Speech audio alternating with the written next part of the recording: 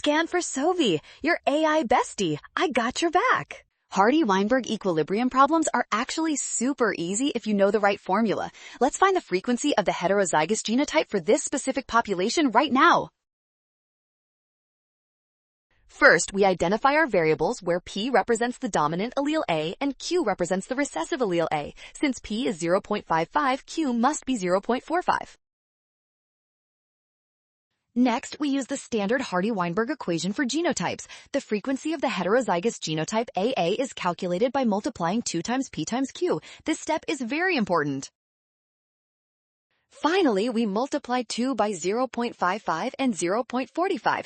This gives us 0.495. That makes option D our final winner. Great job! Well done! Scan the code. You can learn better with Sophie. Avoid a rush and watch signs.